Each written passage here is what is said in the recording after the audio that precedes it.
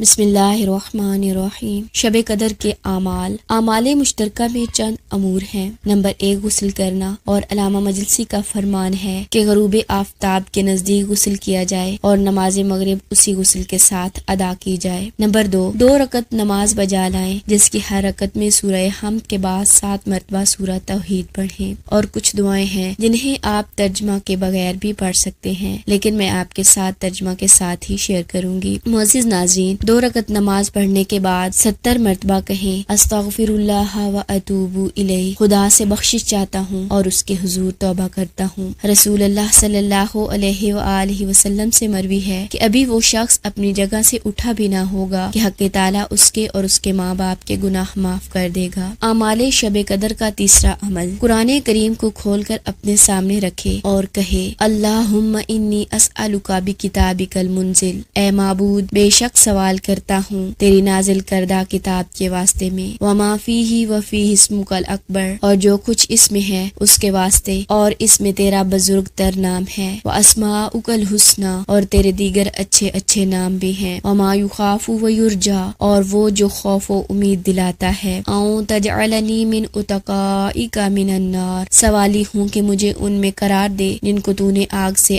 آزاد کر دیا، اس کے بعد جو حاجت چاہیں وہ طلب کریں۔ شب قدر کا چوتھا عمل، قرآن پاک کو اپنے سر پر رکھے، اللہم بحق ھذا القرآن، اے معبود اس قرآن کے واسطے، وبحق من ارسلتہ بہ، اور اس کے واسطے جس کو تو نے اس کے ساتھ بھیجا، وبحق کل مؤمن مدحتہ فی، اور ان مومنین کے واسطے جن کی تو نے اس میں مدح کی ہے، وبحقک علیہم، اور ان پر تیرے حق کا واسطہ، ولا احد اعرف بحقک منک، پس کوئی نہیں جانتا تیرے حق کو تجھ سے بڑھ کر۔ اس کے بعد 10 مرتبہ کہیں بک یا اللہ، اے اللہ تیرا واسطہ، اس کے بعد 10 مرتبہ کہیں بے محمد، محمد کا واسطہ، 10 مرتبہ کہیں بے علی، علی کا واسطہ، 10 مرتبہ کہیں بے فاطمہ، فاطمہ کا واسطہ، 10 مرتبہ کہیں بالحسن، حسن کا واسطہ، 10 مرتبہ کہیں بالحسین، حسین کا واسطہ، 10 مرتبہ کہیں بے علی ابن الحسین، علی ابن حسین کا واسطہ، 10 مرتبہ کہیں بے محمد ابن علی، محمد بن علی کا واسطہ، 10 مرتبہ کہیں بے جعفر ابن محمد، جعفر بن محمد کا واسطہ، 10 مرتبہ کہیں بے موسیٰ بن جعفر، موسیٰ بن جعفر کا واسطہ، 10 مرتبہ کہیں بے علی ابن موسیٰ، علی ابن موسیٰ کا واسطہ، 10 مرتبہ کہیں بے محمد ابن علی، محمد بن علی کا واسطہ، 10 مرتبہ کہیں بے علی ابن محمد، علی بن محمد کا واسطہ، 10 مرتبہ کہیں بالحسن ابن علی، حسن ابن علی کا واسطہ،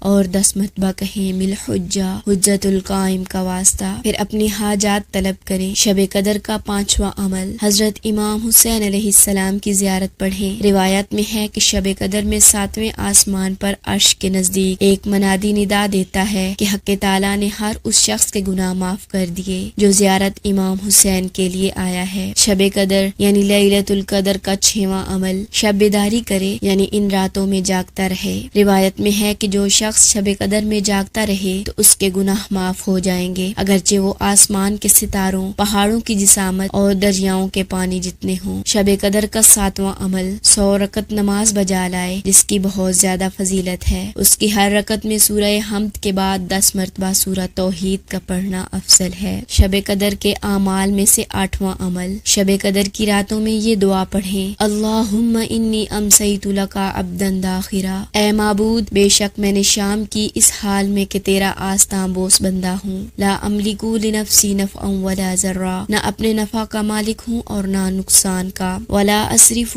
عنہا سوء، اور نہ برائی کو اس سے دور کر سکتا ہوں، اشہد بذالک علی نفسی، میں اپنے نفس پر خود ہی گواہ ہوں، واعترف لک بضعف قوتی وقلت حیلتی، اور تیرے سامنے اعتراف کرتا ہوں اپنی کمزوری، بے چارگی اور بے بسی کا، فصلی علی محمد وآل محمد، پس محمد و آل محمد پر رحمت نازل فرما، وانجز لی ما وعدتنی وجمیع المؤمنین والمؤمنات، اور اپنا وہ وعدہ پورا فرما جو اس رات میں میرے لیے اور تمام مومنین و مومنات کے لیے ہے، من المغفرۃ فی ہذہ اللیلہ، جو تو نے مغفرت کا عمومی وعدہ کر رکھا ہے، واتمم علی ما آتیتنی، اور مجھ پر اپنی عطا اور رحمت پوری فرما دے، فانی عبدک المسکین المستکین الضعیف الفقیر المہین، کہ بے شک میں تیرا بے کس، ناچار، بے طاقت، محتاج اور پست پست ترین بندہ ہوں۔ اللہم لا تجعلنی ناسیا لذکرکا فیما اولیتنی، اے معبود مجھے ایسا نہ بنا کہ تیری عطاؤں کے ذکر کو بھول جاؤں، ولا غافلا لإحسانکا فیما اعطیتنی ولا آئسا من اجابتکا، تیرے احسانات سے غفلت کروں اور تیری طرف سے قبول دعا سے مایوس ہو جاؤں۔ وَإِنْ أَبْتَعَتْ عَنِّي فِي سَرَّاءَ أَوْ ضَرَّاءَ، اگرچہ میں غفلت شعار ہوں خوشی و غم میں، او شدت